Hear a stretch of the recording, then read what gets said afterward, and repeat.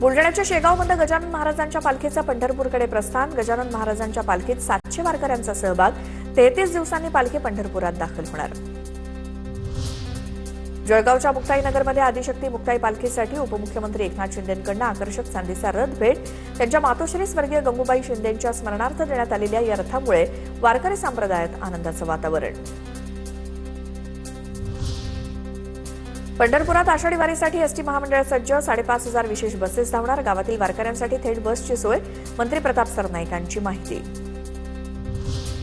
परभणीतील यशवंत इथल्या हनुमान मंदिराच्या सभामंडपाचा भाग कोसळून 5 जणांचा मृत्यू। दुर्घटनेत 20 जण जखमी। एकाची प्रकृती गंभीर। जखमींवरती परभणीच्या शासकीय आणि आरपी रुग्णालयात उपचार सुरू।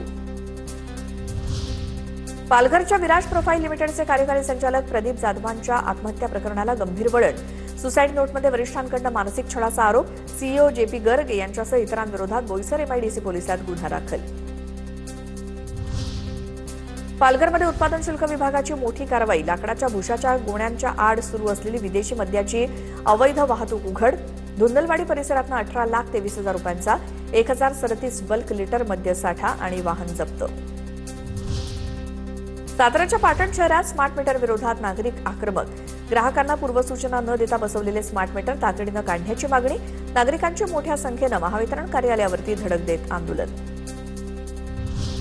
कराडच्या कृष्णा सहकारी साखर कारखान्याच्या संचालक मंडळाच्या निवडणुकीसाठी आज मतदान। सातारा आणि सांगली जिल्ह्यातील 153 केंद्रांवरती 50,000हून अधिक सभासद मतदानाचा हक्क बजावत असून सहकार आणि संस्थापक पॅनलमध्ये थेट दुरंगी लढत।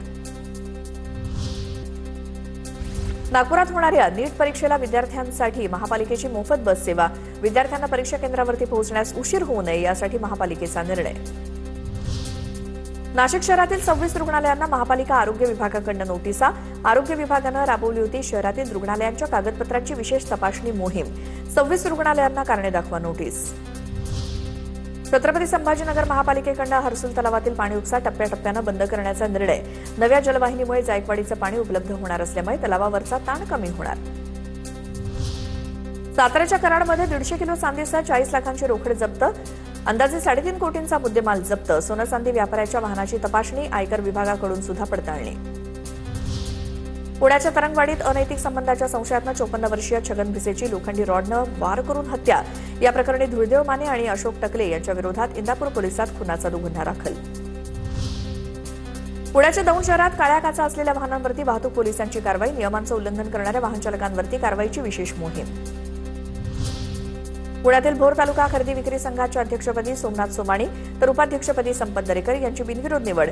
रिक्त झालेल्या पदांसाठी दोघांचेच अर्ज आल्यामुळे निवडणूक निर्णय अधिकारी अविनाश पालवेंकडून निवड जाहीर।